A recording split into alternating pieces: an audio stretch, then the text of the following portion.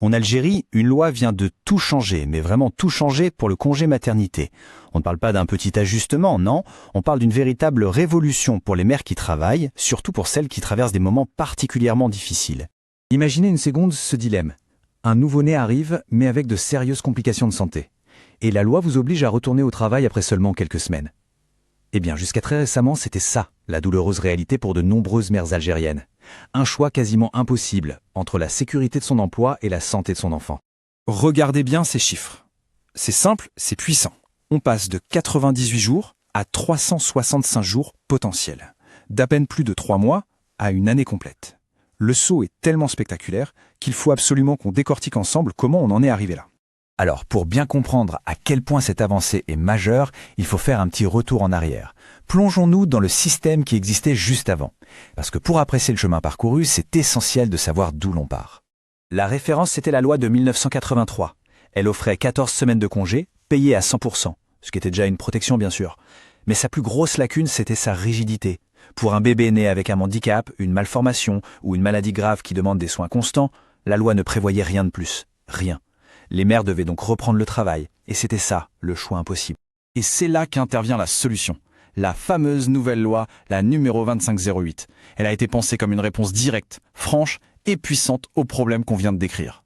Et la voilà, noir sur blanc publié au journal officiel. Ce n'est pas une rumeur, c'est du concret. Promulguée le 19 juillet 2025, cette loi en fait ne part pas de zéro. Elle vient modifier et compléter la grande loi sur les assurances sociales pour la rendre tout simplement plus humaine, plus adaptée aux réalités d'aujourd'hui.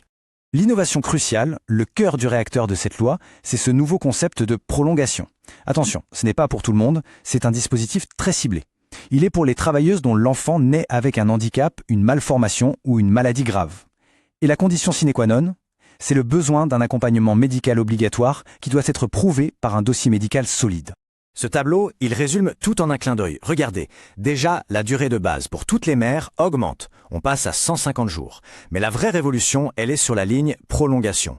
Avant, c'était simple. Il n'y en avait aucune. Zéro.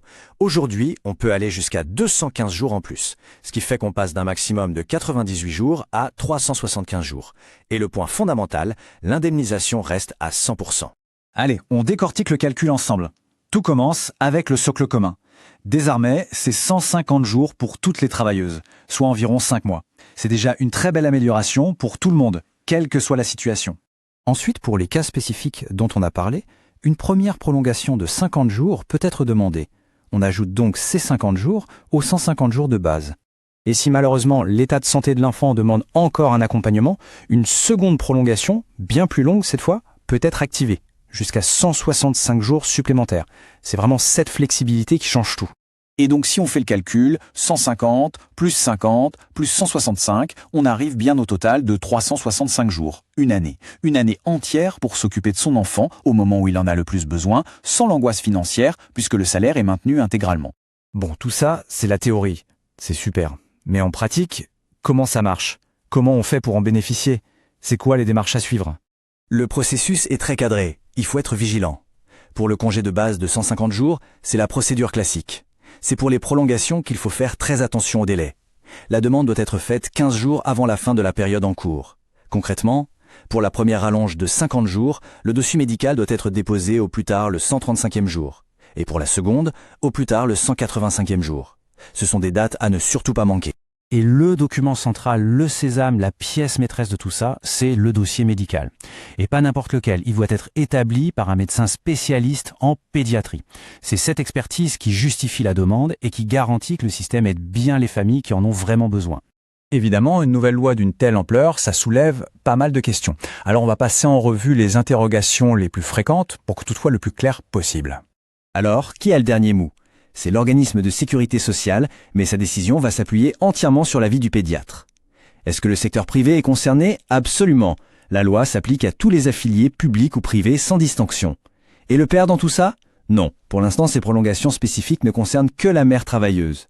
Enfin, pour les naissances multiples avec des complications, oui, les droits sont exactement les mêmes.